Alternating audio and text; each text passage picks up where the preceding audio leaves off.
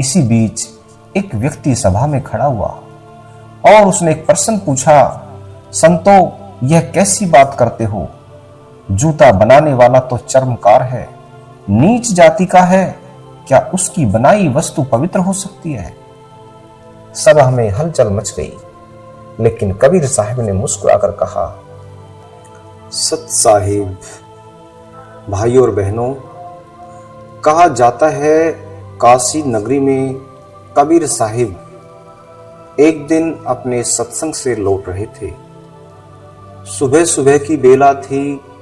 गंगा के घाटों पर भजन की गूंज उठ रही थी। कबीर साहिब साधारण कपड़ों में थे। तन पर खादी, सिर पर पगड़ी और पैरों में साधारण सी जूती थी। लेकिन जैसे ही वे अपनी झोपड़ी पर पहुंचे, देखा कि उनकी प्यारी जूती कोई चुरा ले गया। अब जरा सोचिए, यह साधारण घटना है, जूती चोरी हो गई, परंतु कबीर जैसे संत के लिए यह कोई दुख की बात नहीं थी। वे मुस्कुराए और बोले, अरे भाई, जूती भी क्या चीज है जिसे संसार इतना अपना समझता है? वह भी तो मिट्टी की ही देन है। चोर ले गया तो क्या, इससे मेरा क्या गया? कबीर हंसते हुए बोले, जूती गई तो क्या, पांव तो मेरे हैं। संसार हर वस्तु को अपनी कहता है, पर वास्तव में कुछ भी अपना नहीं है। भीड़ में बैठे लोग चकित रह गए। कोई दूसरा होता तो रोता, गुस्सा करता, लेकिन कबीर तो हंसते हंसते भक्ति का पाठ पढ़ा रहे थे। अब प्रश्न उठा कि जूती कहां से बनेगी? लोगों ने कहा, कबीर भाई बाजार से ले आओ। पर कबीर मुस्कुराए और बोले, नहीं, बाजार से नहीं, जूती बनवानी है तो उस संत के हाथों से बनवाऊंगा जिसकी साधना और तपस्या ने चमड़े को भी पवित्र कर दिया है। वह है संत रविदास। संत रविदास जी का नाम सुनते ही सबका मन पुलकित हो गया। रविदास जी चर्मकार थे, लेकिन उनकी आत्मा इतनी निर्मल थी कि उनके बनाए जूते जोड़े साधारण नहीं रहते थे। वे साधक के पैरों को भी भक्ति पथ का साधिक बना देते थे। तो कबीर साहिब चल पड़े रविदास जी की ओर। रास्ते भर लोग देखते रहे। अरे देखो तो सही, कबीर जैसे महान संत भी एक चर्मकार के पास जा रहे हैं जूती बनवाने। लेकिन कबीर साहिब तो कहते गए, जाति से बड़ा धर्म है, कर्म से बड़ी भक्ति है, और सच्चे संत के चरणों में ही परमात्मा वास करता है। अब देखिए, रविदास जी अपनी छोटी सी झोपड़ी में बैठे हुए थे। सामने औजार रखे थे, हाथ में चमड़ा था, लेकिन मन हर पल राम नाम में डूबा हुआ था। कबीर साहिब पहुंचे तो रविदास जी उठ खड़े हुए और बोले, आइए कबीर भाई, आज मेरी कुटिया पवित्र हो गई। कबीर साहिब मुस्कुराए, रविदास, मैं तुम्हारे पास एक विशेष कार्य से आया हूं। मेरी जूती चोरी हो गई है और मैं चाहता हूं कि तुम अपने हाथों से मेरे लिए नई जूती बनाओ। रविदास जी ने आश्चर्य से देखा, कबीर भाई, आप जैसे संत को जूती की क्या जरूरत? आप तो आसमान पर भी चल सकते हैं। कबीर साहब बोले, रविदास, यही तो भक्ति का रहस्य है। संत भी साधारण मनुष्य की तरह जीता है, ताकि लोगों को सिखा सके कि साधना पलायन नहीं है, बल्कि जीवन को जीना है, लेकिन आसक्ति के बिना। यह सुनकर रविदास जी की आंखें नम हो गई। उन्होंने कहा, भाई कबीर, आपके चरणों के लिए जूती बनाना मेरे लिए सौभाग्य है। यह जूती चमड़े की नहीं होगी, यह जूती होगी भक्ति की। मैं इसे जरूर बनाऊंगा, लेकिन हर कांटे के साथ राम नाम जपूंगा। रविदास जी जूती बनाने के लिए बैठ गए। हर वार, हर टाका, हर सीवन पर वे राम राम जपते जाते। कबीर साहिब देख रहे थे और हंसते हुए बोले, वाह रविदास, लोग कहते हैं जूता अपवित्र है, पर तेरे हाथों में तो यह जूता भी साधना का साधन बन गया है। तेरे हाथों का स्पर्श इसे भी पवित्र कर रहा है। रविदास जी बोले, कबीर भाई, वस्तु अपवित्र नहीं होती, मन अपवित्र होता है। यदि मन निर्मल हो तो चमड़ा भी पवित्र है, और यदि मन गंदा हो तो सोना भी अपवित्र हो जाता है। यह सुनकर कबीर साहिब ने कहा, सत्य कहा भाई रविदास, यही वह संदेश है जो संसार को चाहिए। जाति, ऊंच नीच, बड़ा छोटा, यह सब केवल भ्रम है। सच्ची पवित्रता तो भीतर है। धीरे धीरे रविदास जी ने जूती तैयार कर दी। कबीर साहिब ने उसे हाथ में लिया, सिर से लगाया और बोले, यह केवल जूती नहीं, यह तो तेरे भक्ति भाव का प्रतीक है। दोनों संतों के बीच वह दृश्य था जैसे स्वयं ईश्वर वहां प्रकट हो। कबीर साहिब ने सबको यही संदेश दिया, भाइयों, याद रखना, जो अपने कर्म में भक्ति भर देता है वही महान है। कोई छोटा बड़ा नहीं होता। जैसे रविदास भाई ने जूती में राम नाम पिरो दिया, वैसे ही तुम अपने जीवन के हर कार्य में प्रभु को पिरो दो। भीड़ भाव विभोर हो गई। लोगों की आंखों से आंसू बहने लगे। वे समझ गए कि यह केवल कथा नहीं बल्कि जीवन का मार्ग है। मेरे भाइयों और बहनों, आपने अभी सुना किस प्रकार कबीर साहिब ने संत रविदास जी के हाथों से जूती बनवाने का निर्णय लिया और किस प्रकार उस जूती के हर टांके में भक्ति का सूत्र पिरो दिया गया। लेकिन यह कहानी यहीं समाप्त नहीं होती। असल में असली चमत्कार तो अब शुरू हुआ, जब जूती तैयार हो चुकी थी और दोनों संतों के बीच गहन वार्तालाप शुरू हुआ। यह वार्तालाप केवल जूती की नहीं बल्कि जीवन की सच्चाई का था। कबीर साहिब ने जूती अपने हाथों में लेकर देखा और मुस्कुराए। उन्होंने रविदास जी से पूछा, भाई रविदास, बताओ तो सही, यह जूती क्या केवल चमड़े और धागे से बनी है या इसमें कोई और रहस्य छिपा है?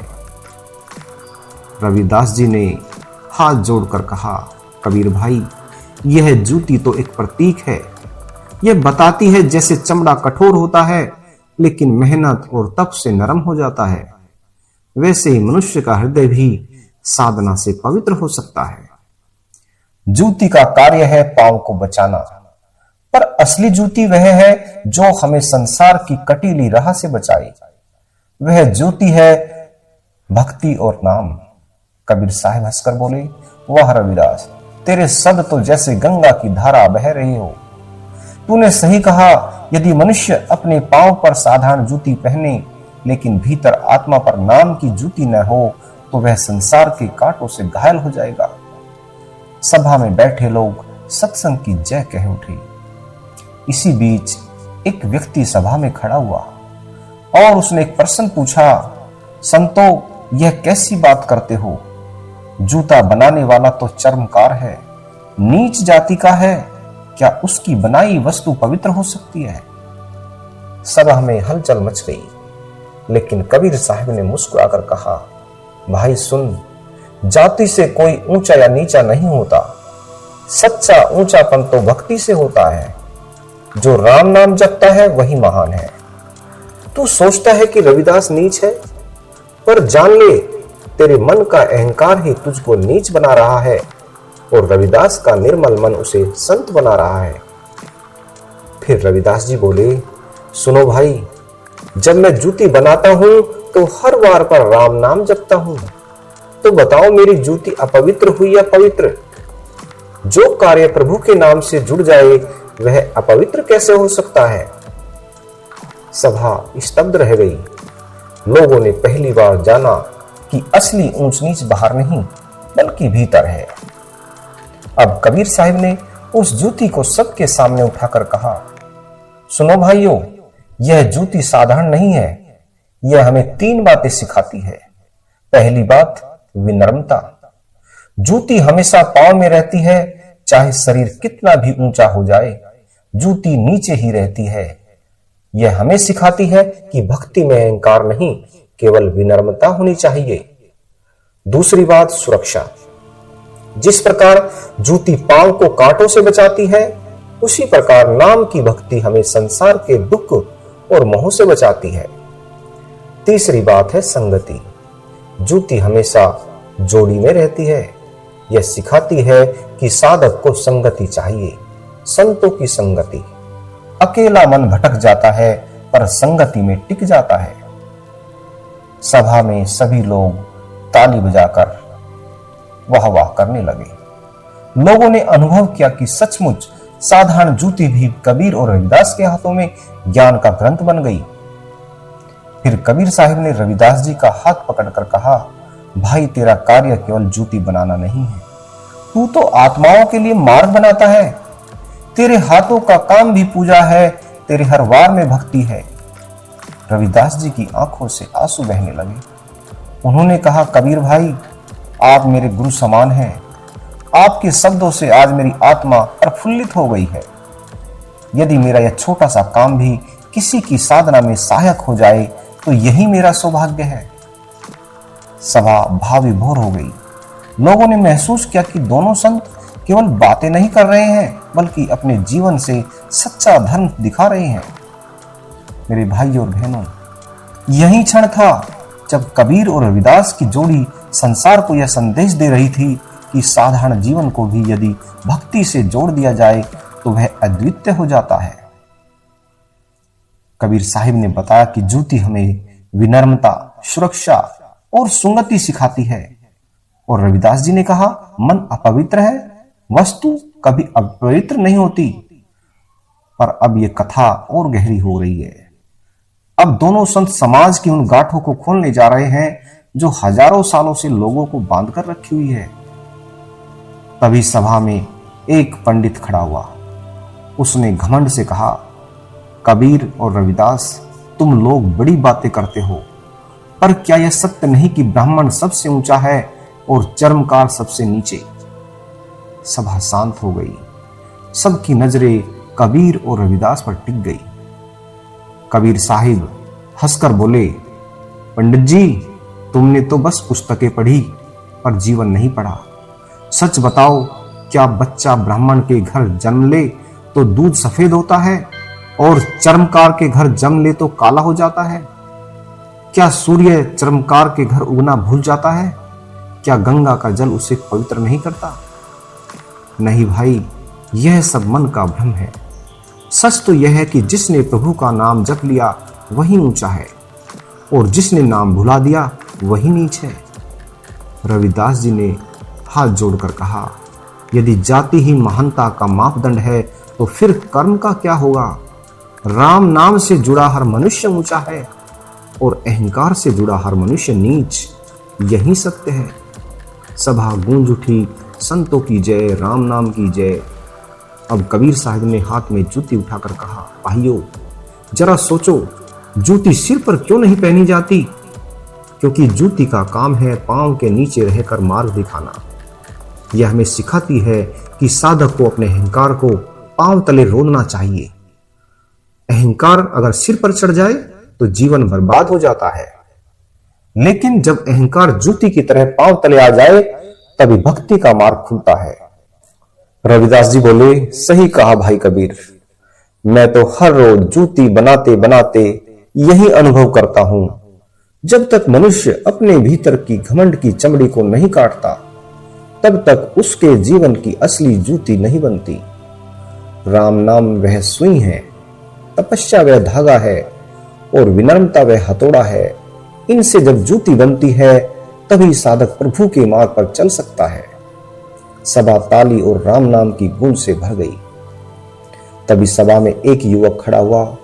उसने कहा, हे संतो, हम तो रोजी रोटी में फंसे रहते हैं, भक्ति कैसे करें? काम करे तो मन थक जाता है और ना करे तो परिवार भूखा रह जाता है। कबीर साहब मुस्कुराए और बोले, भाई यही तो सबसे बड़ी भूल है कि लोग सोचते हैं भक्ति और काम अलग है। सच्चाई यह है कि भक्ति और काम को जोड़ लो। काम करते समय मन को राम से जोड़ दो। जैसे रविदास भाई जूती बनाते बनाते राम नाम जपते हैं, वैसे ही तुम भी अपने काम में भक्ति को पिरो दो। रविदास जी बोले, भक्ति का अर्थ यह नहीं कि जंगल भाग जाओ। भक्ति का अर्थ है अपने कर्म को प्रभु को समर्पित कर दो। जब मन प्रभु में रमा हो तब हर काम पूजा बन जाता है। सभा में बैठे श्रमिक, व्यापारी, किसान सबके चेहरे खिल उठे। उन्हें लगा कि अब भक्ति केवल साधुओं या मंदिरों तक सीमित नहीं, बल्कि हर इंसान के जीवन में उतर सकती है। अब कबीर साहिब ने आंखें बंद की और बोले, सुनो भाइयों, जूती का एक और गहरा रहस्य है। जूती हमेशा धूल से सनी रहती है, पर फिर भी उपयोगी रहती है। इसी प्रकार साधक को भी जीवन की धूल, अपमान, निंदा, तिरस्कार सब सहना चाहिए। धूल सहकर भी जूती पांव की रक्षा करती है। वैसे ही साधक को धूल सहकर भी भक्ति पथ पर डटे रहना चाहिए। रविदास जी ने हाथ जोड़कर कहा, और जब यह साधक प्रभु तक पहुंचता है तो प्रभु कहते हैं, मेरे सबसे प्रिय वे हैं जिन्होंने संसार की धूल सहकर भी नाम को पकड़े रखा। तो मेरे भाइयों और बहनों, जूती केवल पैर का आवरण नहीं, बल्कि जीवन का दर्शन है। यह हमें विनम्रता, सुरक्षा, संगति, अहंकार, विनाश और धैर्य सब कुछ सिखाती है। सभा मौन हो गई। हर कोई अपने भीतर झांकने लगा। लोगों ने अनुभव किया कि कबीर और रविदास कोई साधारण बातें नहीं कर रहे हैं, बल्कि जीवन का सच खोल रही हैं। और यहीं से कथा और भी ऊंचाई पर जाती है, जब दोनों संत समाज को दिखाते हैं कि असली साधना क्या है और कैसे भक्ति ही जीवन का सबसे बड़ा सहारा है। साथियों, आपने सुना जूती के बहाने कबीर और रविदास जी ने हमें विनम्रता, अहंकार, त्याग और कर्म में भक्ति का अद्भुत रहस्य बताया। आशा करता हूं आज की आपकी कबीर वाणी आपको जरूर पसंद आई। यदि आपको पसंद आई तो कृपया इस वीडियो को लाइक और शेयर जरूर करें, और जिसने अभी तक इस चैनल को सब्सक्राइब नहीं किया कृपया वे भी कर दे, ताकि आगे आने वाली कबीर की वाणी आप तक पहुंच जाए। सत साहिब, धन्यवाद।